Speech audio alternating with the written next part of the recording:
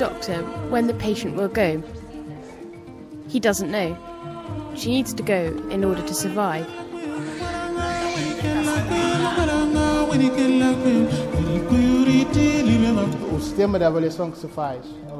The system used to evaluate candidates eligible for external treatment isn't always transparent.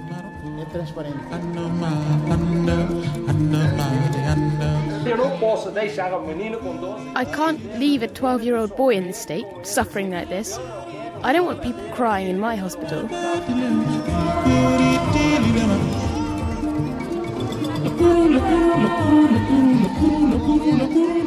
Nobody can change the world, but we can make a difference just by rolling up our sleeves.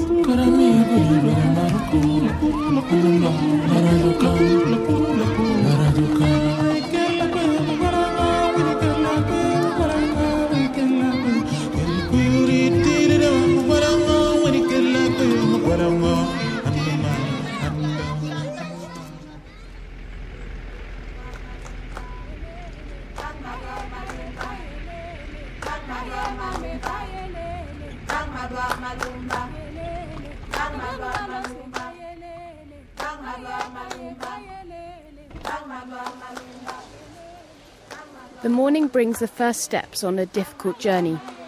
It is said that here health is at death's door, and upon arriving at the Simão Mendes Hospital, it is obvious that something is not right. The vultures are permanent observers of what happens here.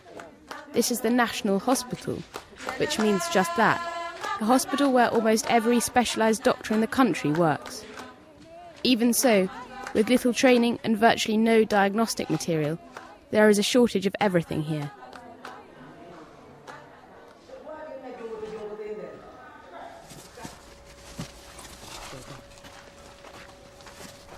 Two dentists in the country for 1.5 million inhabitants.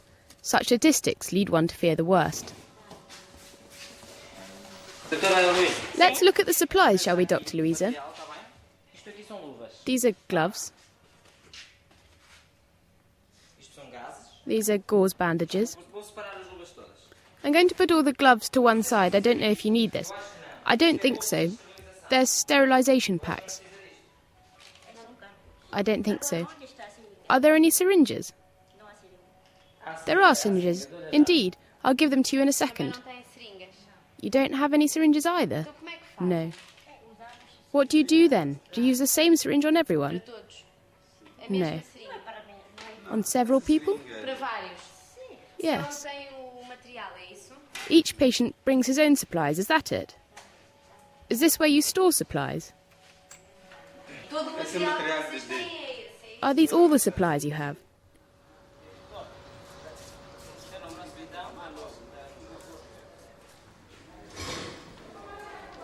A donation from a team of volunteer Portuguese dentists is received as a miracle. The hospital is a true reflection of the difficulties the country faces. Steeped in debt, the government has no provision in the budget for health spending except to cover salaries. The hospital survives on a cost recovery policy. In other words, as a rule, there is nothing. Each patient has to buy what he needs on the spot from the pharmacy in order to be able to be treated. This woman has an abscess, an infection that could be treated easily if detected in time. But here it takes on another dimension, in a hospital where there is little more than goodwill.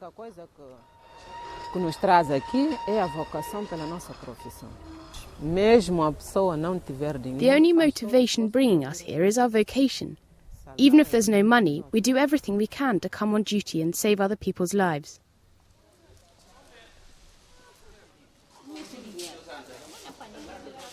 The hospital team and their Portuguese doctor-teacher show us the premises. The hospital is divided into units.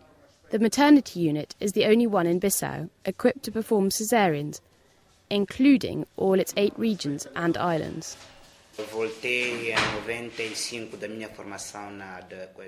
Since I came back in 1995 from my training in Germany, I've been working as the only national professional. The death rate must be over 80%. The problem is that there is a shortage of incubators in the regions.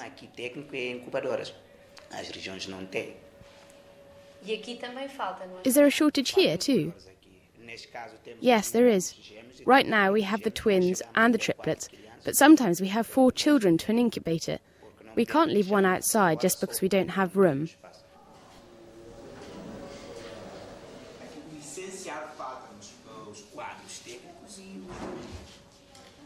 Malaria is the primary cause of death in children up to 5 years of age. Next come acute respiratory infections, diarrhoea and malnutrition. Our visit takes us from the maternity ward to the paediatric ward.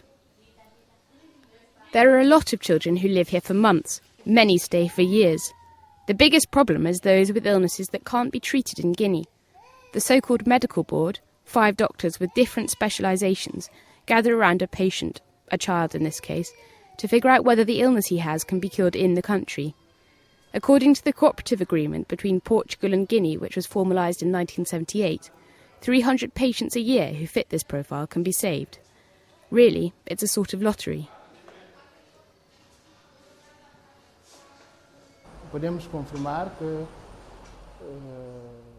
We can confirm that not all those who go to Portugal under this agreement with Guinea Bissau are actually sick. Not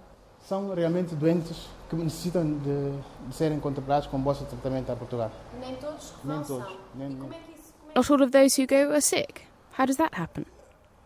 The system used to evaluate candidates eligible for external treatment isn't always transparent. Around 20% of those who need to actually go. How many of those who stay end up dying? That could also be around 20%, the same number as those who go. Say 10 are sent for treatment in Portugal, another 10 are left behind to wait for treatment, end up dying.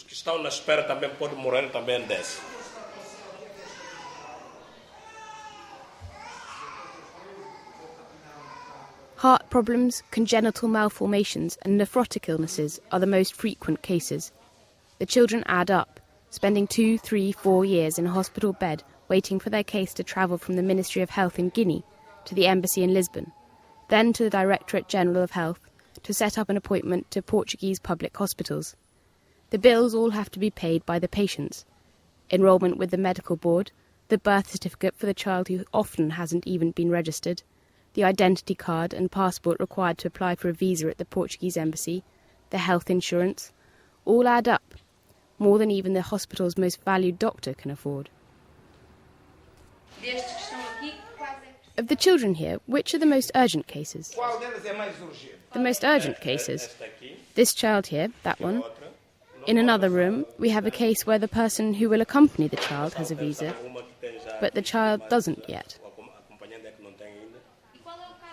Which is the oldest case you have here? This one here, and the other one in that room. Do you have any idea when she'll be going to Portugal? No idea. But she needs to go. Yes, yes. Does she need to go in order to survive? Yes, she does. Contrary to what is stipulated in the agreement, the trip to Portugal also has to be paid for by the patient and not by the Guinean government. Only in the case of government employees does the government play a small part. Patients must also have a relative or friend living in Portugal. In other words, the hospital admittance scholarship is anything but a scholarship, and the hardest thing to accept is that there are children in dire circumstances, forgotten in the middle of all this bureaucracy. There's a child here who fell from a tree. He has bed sores at the end of his femur. I can put my hand almost right inside. He is waiting for an appointment. You can't set up an appointment for someone who is anemic and has been lying in bed for a year and a half, waiting for an appointment.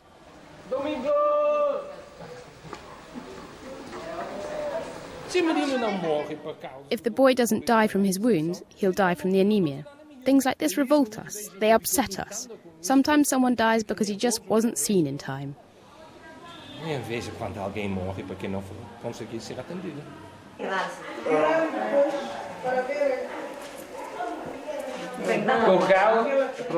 Spinal problems. He has a fractured spine. He can't move, so he's getting bed sores. Open his bandages. No, don't open them, it's okay. Sometimes he wets the bed at night, and since he can't get up, that isn't good for him either. He's been lying in this bed for 1.5 years. Has he been approved by the board? Yes, he has. I say it's ridiculous that he needs a doctor's appointment when the case is this bad. I've been promised by the Ministry of Solidarity that the tickets will be bought. I've talked to his mother's relatives and they're going to sell a cow or a goat. So the plane ticket isn't a problem. The problem is, and this is what annoys me, we don't have a doctor's appointment. Então, passagem não é problema. O problema é como você... Isso é a minha irritação. Como você vai fazer a marcação de uma consulta... Mas a consulta é onde? Aqui? A doctor's appointment where? É isso que é preciso, uma consulta em Portugal. You need to make appointment in Portugal?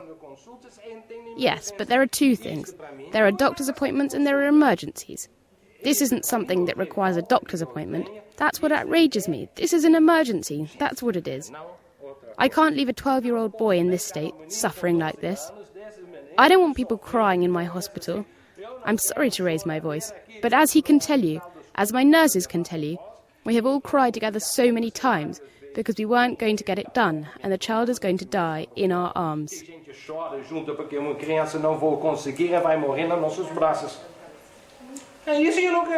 I don't want that. Dorme aqui há 1 ano e meio. She slept here for 1.5 years. Yes. Because they need someone to help look after the boy. He soils the bed, wets the bed. She's his mother, so she stays to look after him. She buys everything he needs for his treatments.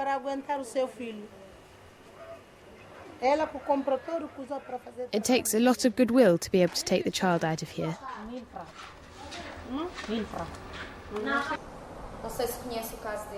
His name is Domingos. I don't know if you know about his case. Let me see. He's been here for 1.5 years.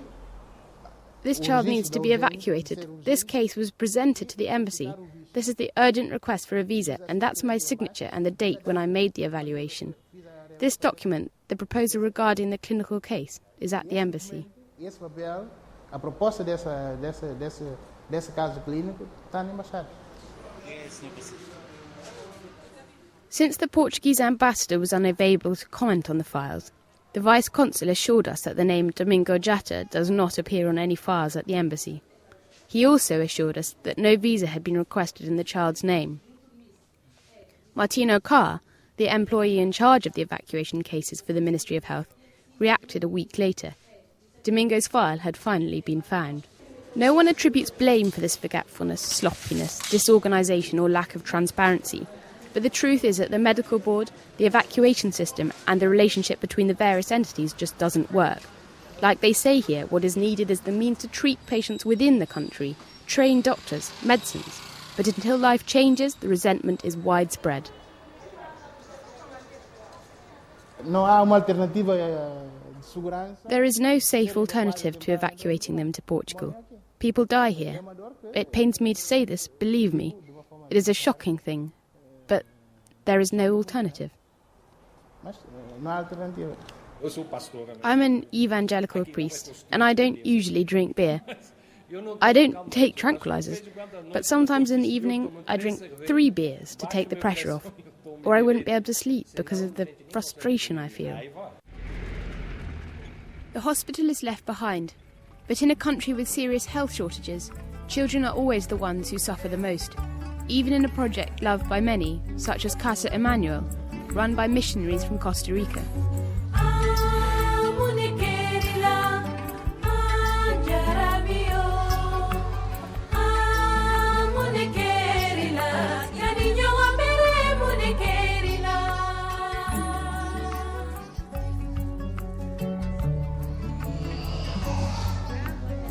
Casa Emmanuel is an orphanage with 95 children, many of whom lost their mothers at birth and were abandoned by their fathers.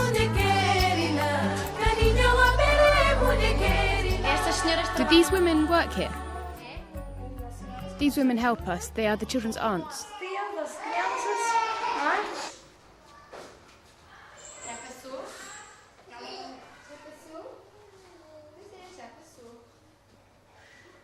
There is a shortage of helping hands.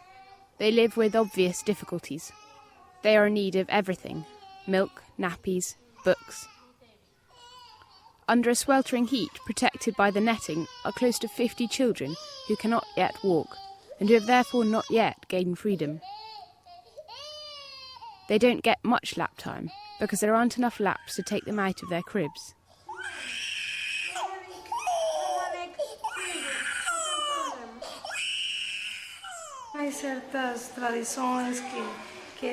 There are some traditions. They are scared to look after orphans because they believe that they bring a curse. But really, the opposite is true, isn't it? If someone takes in an orphan, it's a blessing. These handicapped children were abandoned in the bush. Yes. You find them and bring them back. Yes, when somebody finds them, we take them in. We know that no one is going to come claim these children. They think it's better not to have the children in their homes. They might be possessed by demons.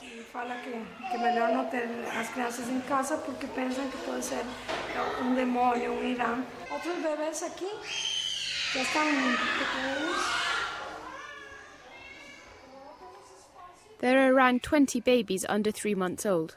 Almost all the children in the orphanage arrived here at a very young age.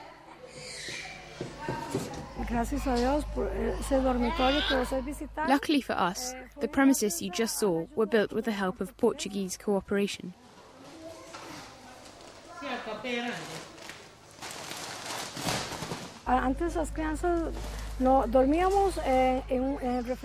Before, the children slept in the refectory with beds next to tables, everything. Now we have a nice place for them. It's beautiful. It's wonderful for us.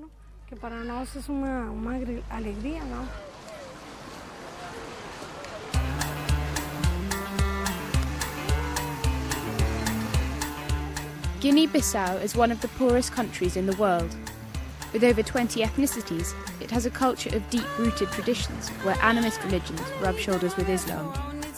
Guinea is also one of the countries most in need of international aid in order to be able to grow.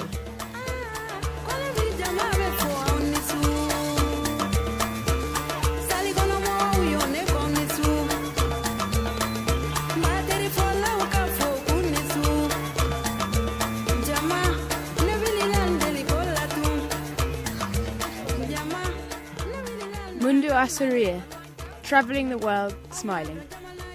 Since last year, this team of Portuguese dentists has spent the holidays educating the young people of this country and teaching them about prevention. As soon as I started being a volunteer, I realised it was something I had to do, because I think it's a commitment of civic responsibility, of social responsibility.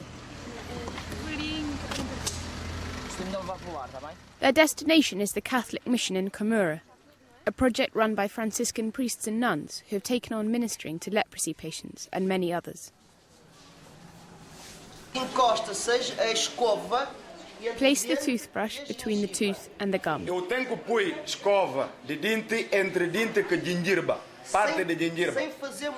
Without pressing too hard.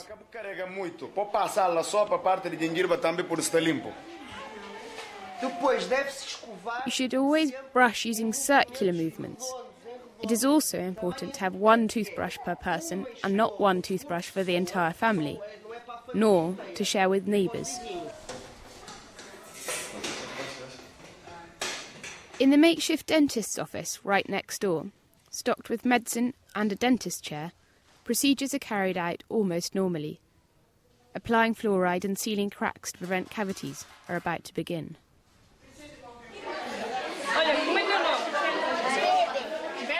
What's your name? How old are you?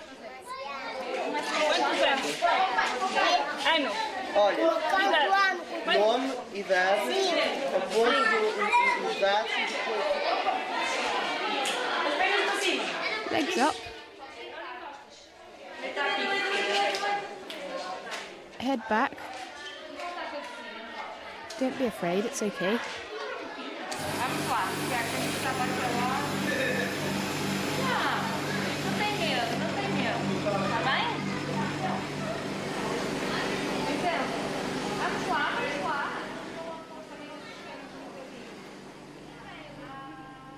For almost everyone here, this is the first time they have sat in a dentist's chair.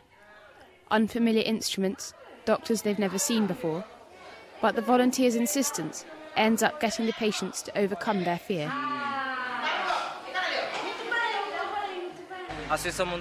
The Mundo a Sorrir Association is the first association of Portuguese dentists. For cultural reasons, obviously, we started our projects in countries where Portuguese is spoken. In a continent where the incidence of AIDS, HIV and other highly contagious diseases is so widespread, it is very shocking to me that we should have to use the same needle on so many different people.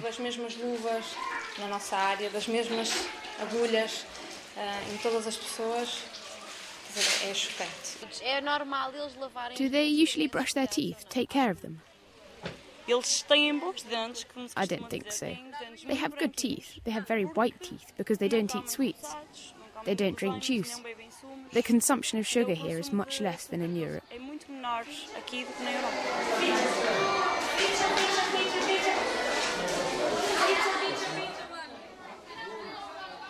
The children wait outside anxiously for their appointment. This is when Ruben showed up. Have they fixed your teeth yet? No? What do you think they will do in there? I don't know. Are you scared? No. Ruben was one of the lucky children. During his stay in the Samuel Mendes Hospital in Bissau, he was seen by a visiting team of Portuguese doctors. He was diagnosed with multiple osteomyelitis. He was luckier still. He travelled to Portugal after approval from the medical board.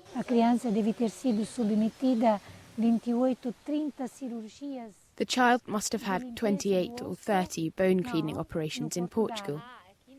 And when he got back, he was still really very weak. He still needed treatment. The same team asked us to help out by letting the boy stay here.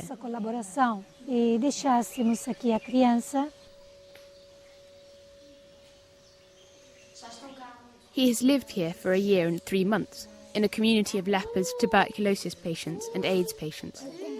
The house that took him in also took in his 8-year-old best friend, found with leprosy during a search of the territory, and 2 other friends of the same age. Ruben dreams of being a doctor one day because the best friends he made in Portugal made such a lasting impression on his short life. Who are your friends in Portugal? The doctors. The Portuguese doctors. What would you like to say to your friends in Portugal? I want to tell them I'm okay. Right next door, in the middle of the bush, the village was built. A group of 8 houses where those rejected by society have been placed. Boa tarde.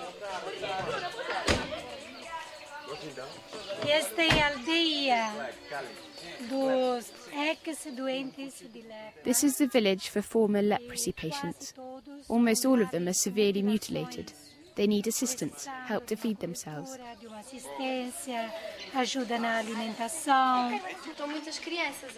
Do you have a lot of children here? Yes, a lot of children. Until they come to us, the patients have nobody. But once they get here, with the support we give them, their families start to come around.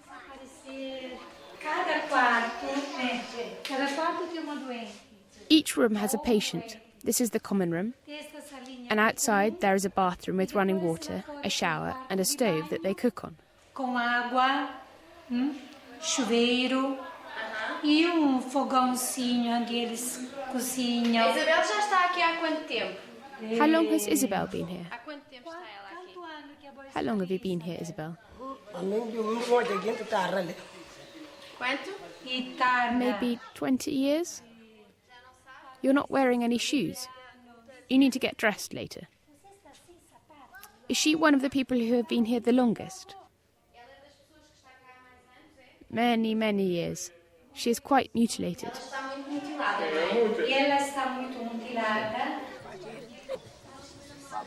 There are about 60 new cases of leprosy detected each year in Guinea. It's a chronic infectious disease, but you need to have a congenital susceptibility and lack of immunity in order to catch the disease from close and prolonged contact. Leprosy was at one time thought to be a punishment from God, but it is man who doesn't know how to deal with these patients. Boa tarde. Good afternoon. Good afternoon. How are you? These are people from Portugal come to visit you.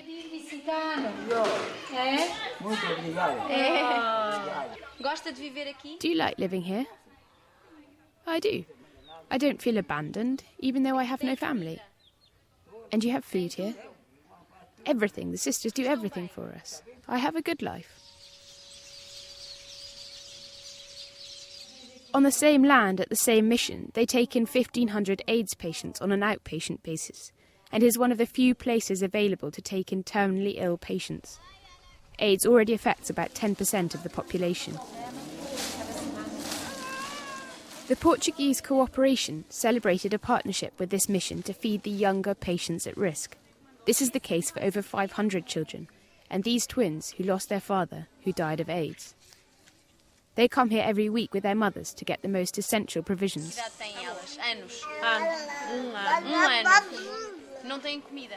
How old are they?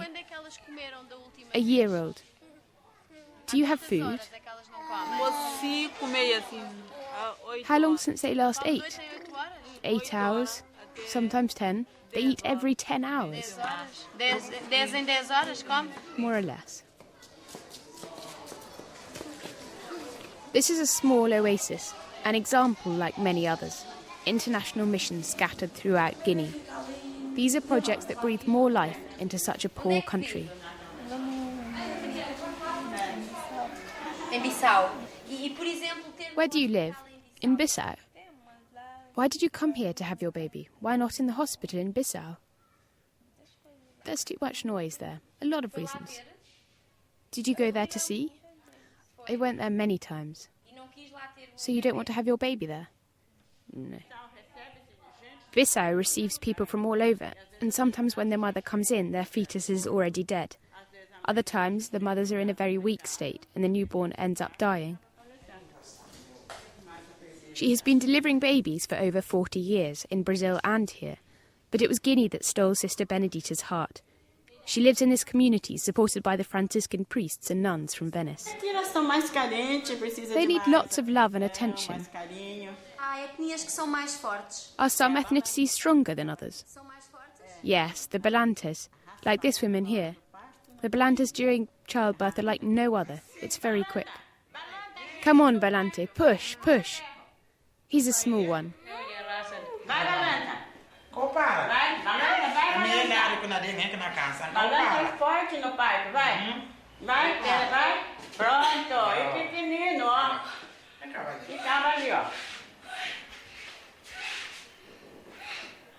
There we go. Pronto.